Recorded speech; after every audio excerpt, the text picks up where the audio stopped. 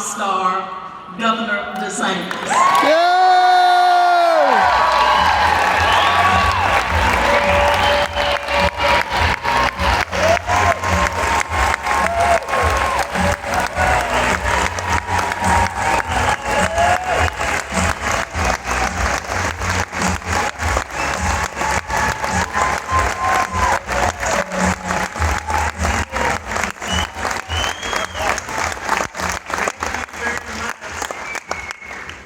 Let me welcome you to the freest state in these United States. Yeah!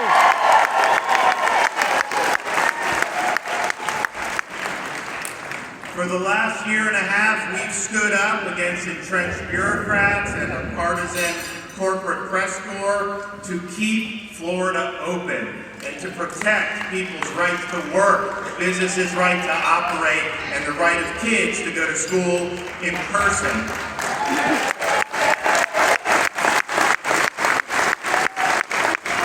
While other states kept locking people down, Florida lifted people up.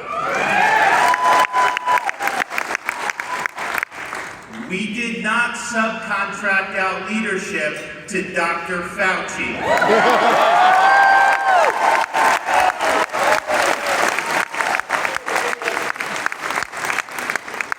In fact, I look back during the whole COVID situation and I saw governor after governor just hide behind the bureaucrats and do all these destructive things. I look back and read Dwight Eisenhower's farewell address. Many of you recognize it for the military-industrial complex warnings, which were on point. But there's another passage in that address where he talks about how the rise of scientific research funded by the government was intermingling and potentially distorting public policy. And he said, you cannot allow public policy to be held captive by one segment of society, in this case, these scientific elites. He said statesmen have to harmonize the different interests, and you got to make sure you're looking at the broad view and not simply doing what one element of society tells you to do. And so I resolved in the state of Florida, we would be a free state. We would not allow our state to descend into a Faucian dystopia in which people's freedoms were curtailed and their livelihoods are ruined.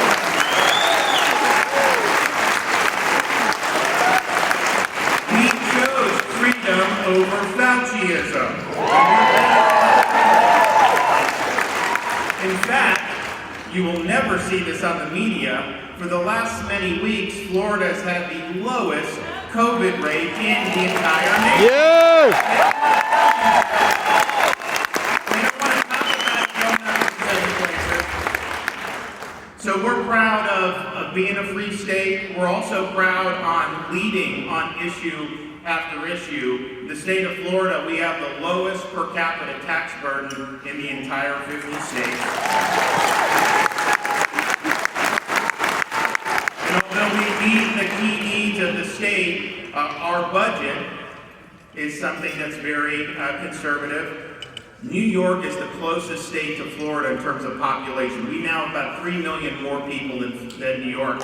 And yet New York, well, partially because many of them have moved here.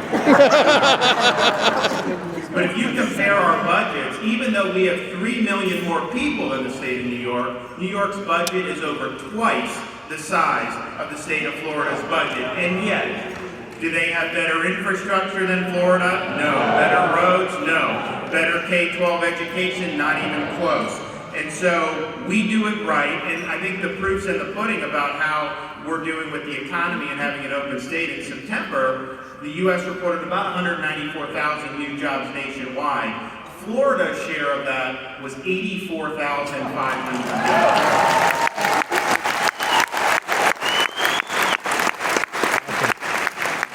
I became governor, I've appointed 5 constitutionalists to the Florida Supreme Court.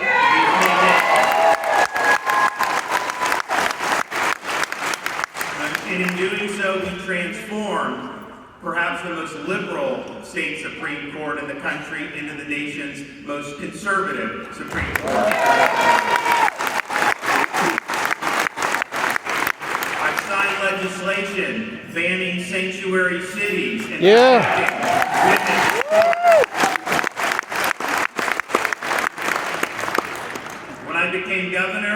recognize that you can't wait for crises to develop. Yeah, there are things that happen that you just have to respond to for sure, but there's also things you can get ahead of.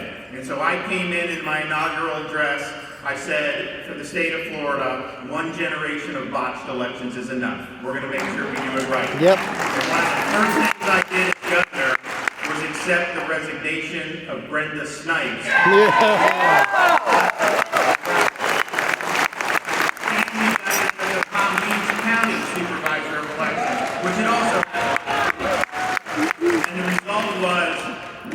And when COVID came, we didn't change any rules. We followed the law, we followed the rules.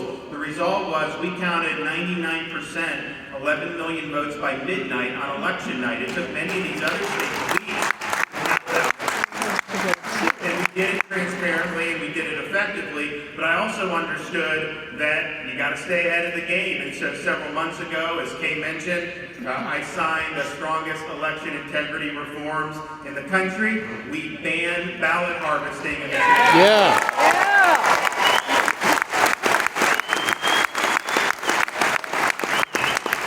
We prohibited mass mailing of unsolicited ballots in the state of Florida. And maybe most importantly, we banned sucker bucks in the state of Florida.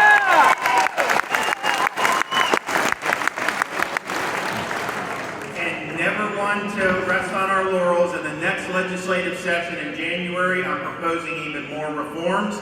We are going to create, I think the first in the nation, in the Department of State, an election crimes and integrity unit where we'll have prosecutors, investigators, and people will be held accountable if they violate our election laws.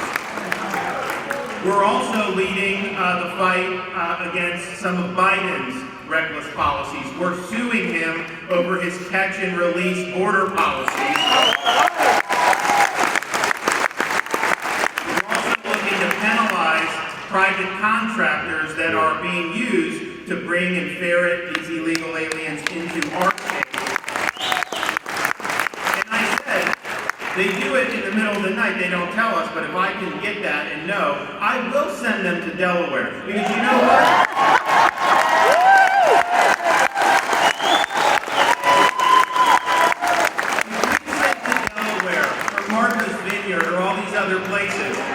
They would stop and secure the border immediately if that's what we are the first state to enact protections for Floridians against big tech censorship. And it's being litigated now in the 11th Circuit. I think we're going to be successful, and if we have to tweak, we will tweak. But we are not going to let the speech in this country be controlled by a half dozen oligarchs and Silicon Valley.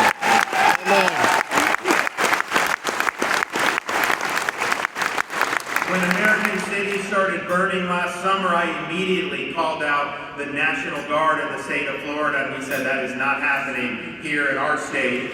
And we've since signed the strongest anti-rioting legislation anywhere in the country, where we tell people very, very clearly, if you riot, if you loot, if you're engaged in mob violence, we are not going to do like Portland, where you get arrested, slap on the wrist, mugshot, and get put right back on the street to do it again. If you do that in Florida, you're not getting a slap on the wrist, you're getting the inside of the jail cell. Yeah.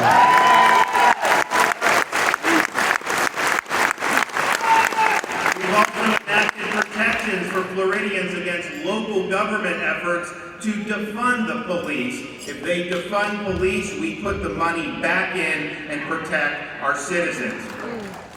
Florida has also banned critical race theory in our cases.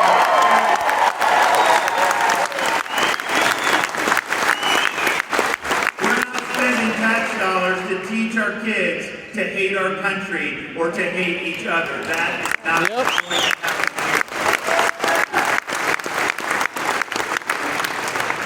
Biden has blundered on the economy and the supply chain, and you see ships sitting idle on the coast. Florida has stepped up and said, bring them here. We have capacity. We work 24/7 all the time, and we will relieve the logjam. Florida has rejected rejected the biomedical security state by banning vaccine passports.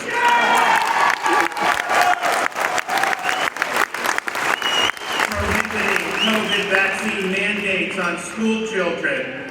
And we will be holding a special session of the Florida legislature next week to make sure that in the state of Florida, nobody has to choose between the jab and their job.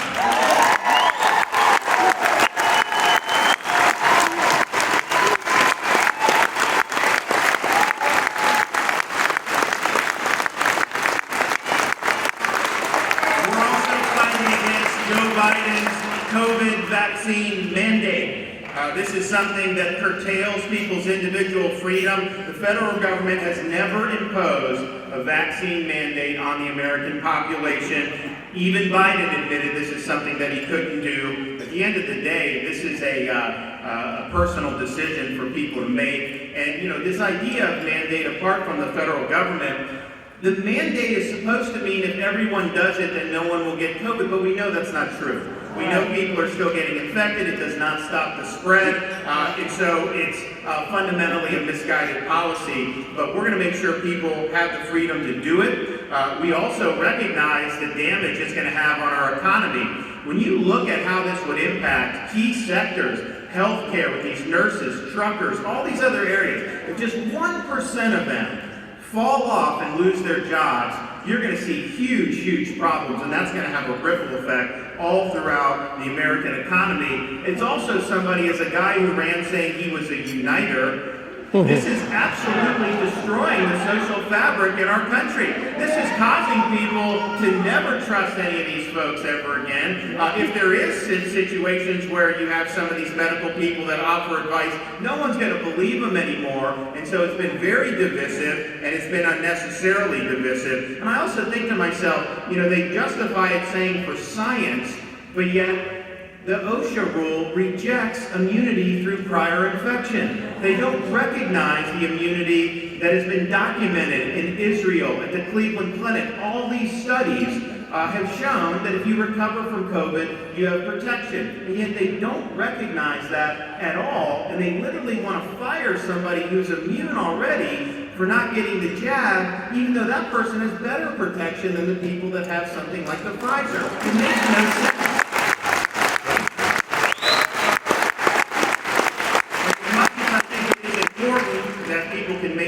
Decisions, and I believe in freedom across the board, but particularly in this case medical freedom. In reality, what Biden is doing is not even really about the vaccines. I mean, the vaccines are maybe the issue that's causing this to come to the fore, but this is fundamentally about an abuse of federal power and unconstitutional.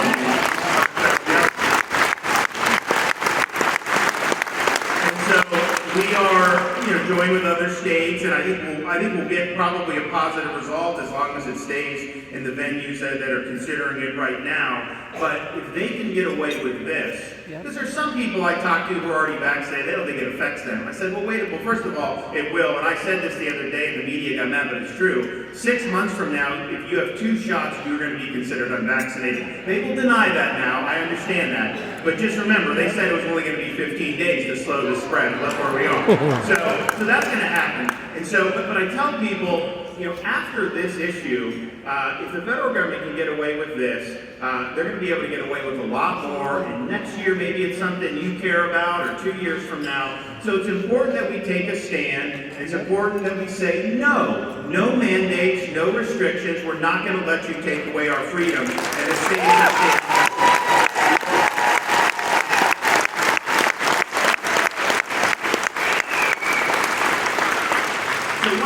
things since I've been governor and now is when you talk to folks, and we've always been known for our beaches, our theme parks, all these other things, and we're proud of that. But now we're really known for freedom. Yep. You have people all across this country that are voting with their feet, and what we've seen happen, particularly over the last 2 years, has been not just a typical migration, because we've had people come to Florida for a long time. It's really been a political migration of people who are leaving lockdowns. They're leaving badly governed states. They're leaving high crime states. They're leaving all these problems.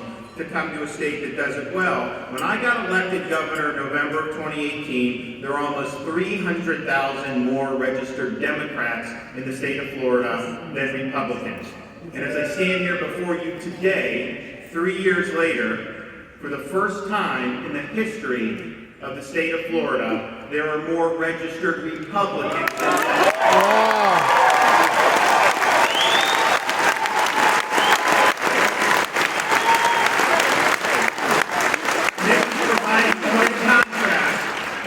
regime's failures and ineptitude that we see on display day after day. Biden, he's obsessed with what Florida's doing. He singles us out more than anybody, always attacking the state, attacking me. And I think to myself, look, I'm the big boy, I don't care. But I think to myself, you know, if he spent half as much time doing his job as commander-in-chief than he does criticizing Florida, we would have 13 service members that would still be alive today.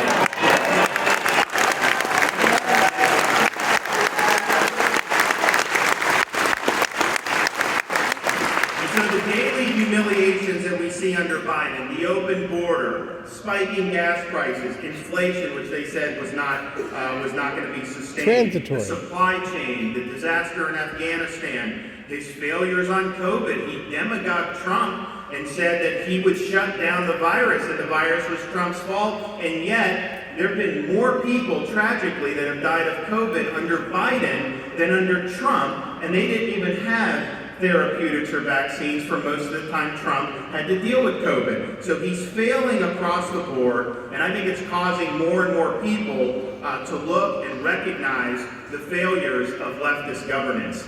And in point of fact, Biden really represents potentially the culmination of, or I mean, hopefully the coup de grace of, this entrenched political class that has really ruined a lot about our country over the last generation. And it's not limited to just Democrats, okay? There's a uniparty in Washington, D.C. And they look up for themselves more than the rest of the American people. These are people that support things like open borders.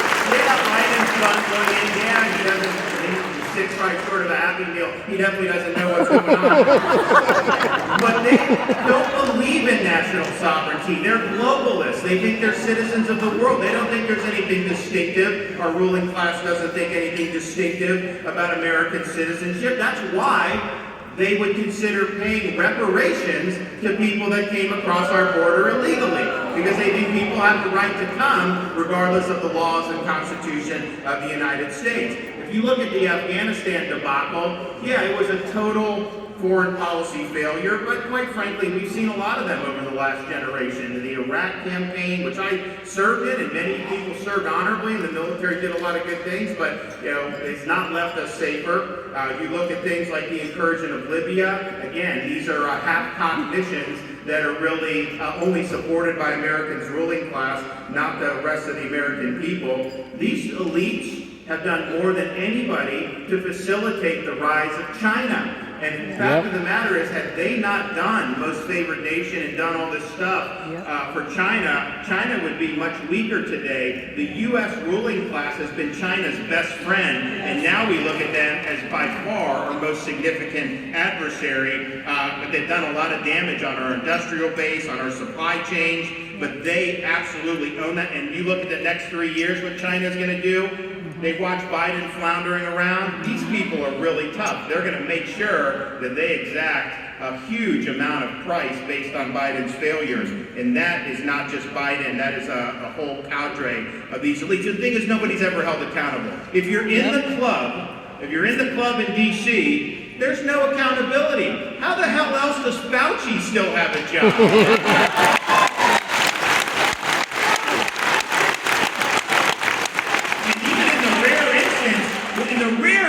Where somebody's actually held accountable. Like when I was in Congress, you know, we were going after people like Comey and McCabe. McCabe actually got held accountable. And then what do? They reinstate his benefits a year or two later. And I was in the Congress when you see things like the abuse of the IRS, and nobody ever gets held accountable. And part of the reason that's true is because we have a very corrupt and partisan corporate media in this country, and they really serve as the Praetorian Guard for these elites. They're propping up Biden's regime day after day to the best that they can. And what's happened is it's not just a liberal bias. Liberal bias is, okay, we agree with the facts and we kind of shade it from a liberal direction. They don't do facts anymore. They do partisan narratives. And when there are facts that hurt their partisan narratives, they ignore the facts or they actively try to suppress the facts. And the people who stand up and speak the truth that can destroy their narratives, media just tries to smear them, and they mention they come after me. I just stand my ground. I don't let them get away with it. But that's what they do.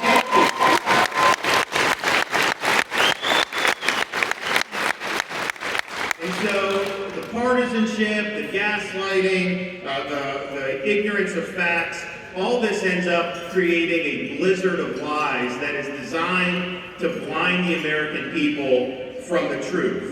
And I look back and think when I was in the Congress, I was in for 4 years of Obama, and then I was in when Trump got elected in 2016. And what happened when Trump gets in? The media concocts a conspiracy theory about Russia collusion, which was totally false. Most Republicans, though at the time in my chamber agreed with it, I was one of like 3 who spoke out against it from the beginning, because it was obviously these people lied. But there are a lot of Republicans that think the media tells the truth and they defer to the media, but they don't. They lied from the very beginning. They knew they were lying, but they didn't want to accept the results of the 2016 election, and they were trying to drive Trump out of office in any way they can. And they had a lot of help from the entrenched bureaucracy in D.C. as well. A whole lot of them need to be cleaned out up there.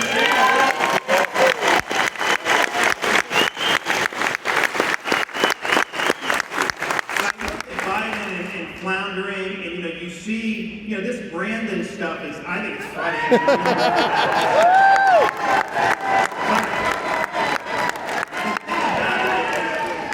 This is not just, people like a conservative function that do this. You'll hear these Biden chants in like the streets of New York City, all over. It's just like the nationwide, the American people overwhelmingly recognize the emperor has no clothes. And I think that's an impressive amount of failure, because the media tries to blind us to that every single day, and people see right through it. And so we have a situation where he's actually become a punchline to the majority of the American people. So the media's not, they're upset about it. That's why they don't like Brandon, because it shows that what they're doing isn't working. But they have help. And so when the media can't pull the wool over people's eyes, what do they do now, these elites? They go to the big tech companies and they just ask them to snuff out the truth. They ask them to deplatform people that are inconvenient to the narrative. They ask them to censor things. I mean, if you had said in March of 2020 that lockdowns were bad, that the virus came from Wuhan Institute of Technology, they took you off the internet. Yep. They censored you. Those views couldn't even be out there. And these are like very important issues to be discussing. And so big tech, when they first came into being, really was liberating, particularly for conservatives, because you could go around the legacy press. It didn't matter what they said, because you could share the truth with people. They don't like that anymore because, quite frankly, Trump used it effectively. And so now, instead of being open, liberating platforms, they really serve as almost a council of censors on society, where they're trying to uphold the narrative at all costs. And in the process, they're actually helping out these failed legacy corporate media outlets. So I think big tech is something we have to take head on. And I'm not somebody who believes that because they're trying, they can do whatever the hell they want to. They are hurting our country and they're hurting our society. And I'd say the same thing about things like critical race theory and this woke ideology that we see really sweeping a lot of different institutions. And it's not just, sometimes like these Republicans say, oh, this is socialism. You know, socialism, yeah, it may be that, but it's way, way more insidious and pervasive in terms of what it seeks to do to society. They are seeking, through this wokeness, to delegitimize the founding principles of this country and to delegitimize our institutions. That is what their project is. They want a society in which, as Orwell said, nothing exists except an endless present in which the party, their narrative, is always right. This is a form of cultural Marxism. They want to tear apart the fabric of our society, and they want to impose a much more radical and I think dangerous form of principles to be the foundational principles of our country. And I look back, when I ran for Congress in 2012, I ran primarily to stop Barack Obama, who was obviously in his first term running for re-election. And I even wrote a book, which about a dozen people have read. Had a signed copy. Talked about some of the problems I saw with what he was doing, how his philosophy was not consistent with the founding of the country and our constitutional, and I stand by that, and I think those were important fights. But I also have to say, looking back on that and then looking now, it's almost kind of quaint what we were looking at back in 2012. Because I think the threats to freedom are much, much more pervasive, and I think the left is much, much more aggressive than even they were just a decade ago. I mean, just think about this election. They have 50 senators and like a 4 or 5 vote majority in the House. If they had just a few more seats in either chamber, what was their agenda? They want to pack the Supreme Court. They want to abolish the Electoral College so California can elect the president every 4 years. They want to federalize ballot fraud and overrule every voter ID law in the entire country. And they want to make D.C. a state so that you can have 2 permanent, radical, left-wing Democratic senators. Now, that is not an agenda. If we go to kitchen tables throughout Middle America and think about what the families are talking about, they're not talking about making D.C. a state. They're not talking about federalizing election procedures. They're talking about inflation. They're talking about gas prices. They're talking about all these other things that are so important. So that's not an agenda that the people want. That's an agenda that their ideology is pushing them to do because they want to make conservatives second-class citizens. Ultimately, that's what they want to do. If you dissent, then you should be basically subjugated. And that's why they're looking to try to erase our history. They're taking down statues of Thomas Jefferson and Lincoln, and they'll take down George Washington's name off schools in places like California, the father of our country. They've weaponized the bureaucracy in ways that the founders probably feared, but I don't know that we've ever quite seen until modern times in these last however many years. I mean, of course, you look at what they did with the Russia collusion, was a total disaster. Very few people, actually maybe some people will be held accountable. Let's see, I didn't think so with Durham, but we've seen some. Hopefully that's building a bigger case. But people like Comey and Brennan, they need to be prosecuted.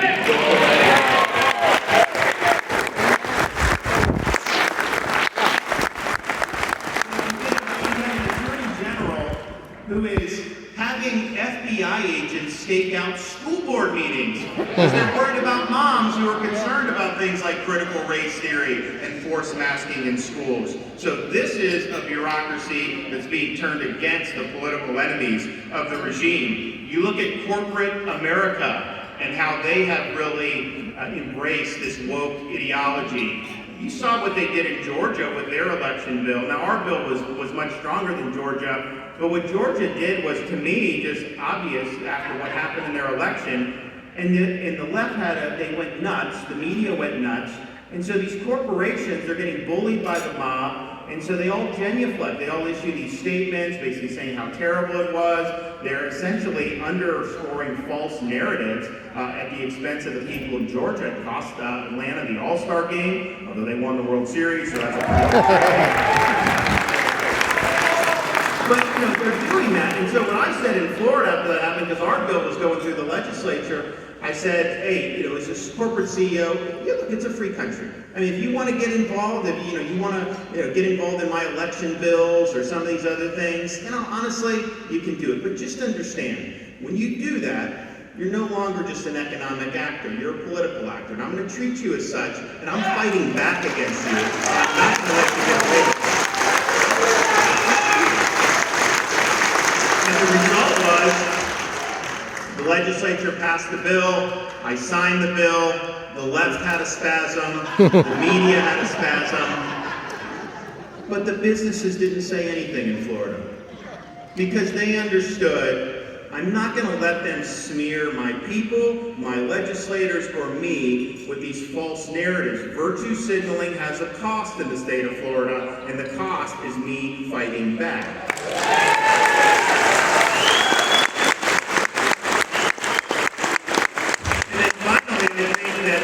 Something that we never thought probably. We were here 2 years ago and I said, within the next year, you're going to have governments lock kids out of school for a year, close churches while they let liquor stores and strip clubs operate, and do all the stuff that we've seen. Everyone here probably would have said, nah, that's a little bit too much. And yet, we've not seen greater incursions on freedom than we have since COVID. They said it was 15 days to slow the spread. They lied. They are going to use this to do things that they wanted to do anyways. Yep. And so in Florida, we shut that down long ago. We're not going to let it happen. But just understand, the left learned a valuable lesson from COVID. And the lesson is if you can whip up enough fear in the population, you can really push the envelope. And so that playbook will return. And so we really, as conservatives, need to understand what we're up against. You need to resolve to fight back. One of the things you have to do, particularly in a position like mine, is you need to be willing to wield power. I hear some people say we can never be involved in private business or never be involved in this. And yes, if this were the 1920s, then fine, you can just let it ride. It was a good time. But when you have freedom under assault, when you have conservatives under assault by corporate America, academia, the bureaucracy, the Democrat Party, the corporate press, big tech, all these different things, doing nothing means you're surrendering to the left, and we can never do that, not in the future.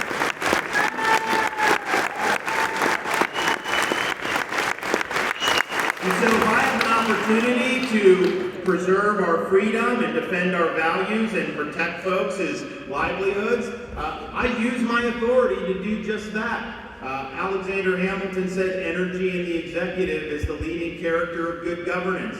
And we are energetic in the state of Florida, and we will continue to be energetic in the state of Florida, but we can't have active people that are passive and think these problems are just going to solve themselves, because they're not. We also need to make sure people are exercising leadership, and that's really without regard to the immediate political consequences. And Kate mentioned it with COVID. I mean, I was being attacked in like Asia and Europe for keeping Florida open. But I understood I have to do the right thing. And honestly, if the media is doing all this, and if people honestly believe some of the nonsense, well, at the end of the day, I would rather the price of me saving everybody's job to be I lose mine. I would trade that to protect these other people. But in reality, people understood and they appreciated you standing their ground. I have not, since I've become governor, taken a poll for anything. Not one poll. And the reason is it's expensive and I don't like to waste money, but no, the reason is because leadership is not about responding to a static environment. Leadership is about setting a course and then bringing the people with you. So if we have a situation where something may not seem like it's popular, that doesn't mean that it's not the right thing to do, and that doesn't mean if you lead with purpose and convictions that those numbers will move and people will come on you. The great example, when I did the schools last year, everyone said not everyone, but most were saying, the media was saying, that this was crazy, the kids were going to die. I mean, it was nonsense. I knew the data, I knew the science, and I knew how important it was to get them in school. If you had taken a poll summer of 2020, I'll bet you probably 2-1 in Florida would have opposed in-person schooling. Now, most of the parents were for it, but most of the other people, they thought, the schools are going to spread it, all that. That's not true. And so we went ahead, we did it. There was so much hysteria. And you know what? After like a month, everyone was happy, and now today, nobody will admit that they opposed me. They all claim that they supported what I did. But that's what leadership's all about, and that's what we have to be able to do it. So we've got a lot that we have to do, but I can tell you this, there's certain things that we've got to make sure to keep this ship going in a good direction where we can save the country. We cannot go back to the failed Republican establishment of yesteryear.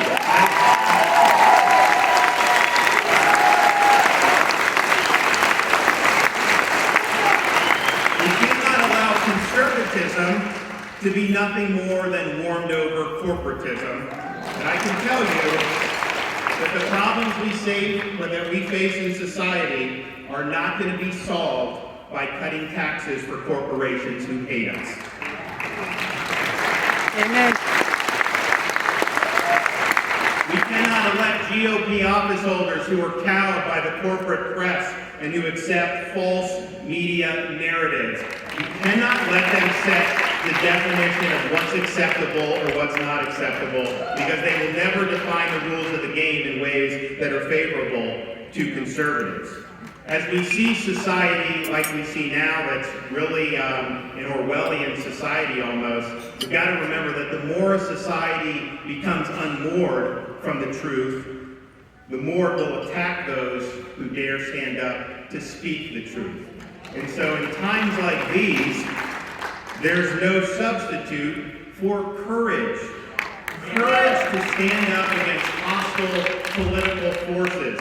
Courage to stand in the face of things like cancel culture. Courage to stand up against a dishonest and corrupt corporate media. And courage to be a voice for those who are voiceless in this society. Winston Churchill, during the run-up to World War II, as he was fighting the appeasement that was going on in the British government, he told a story about when he was a kid and the circus would come to town. He loved to go, and his Nana would always tell him, "There's one act that I forbid you to see because it is just too grotesque for the human sight to see." And it was an act called the Boneless Wonder. And so Winston said, "Where is this boneless wonder now? The boneless wonder is not in the circus anymore. The boneless wonders are sitting in the front row of the House of Commons because they don't have the ability to stand up and show some spine." And so that's really what we're called on. These are tough fights. This is the road less traveled in our current societal arrangements.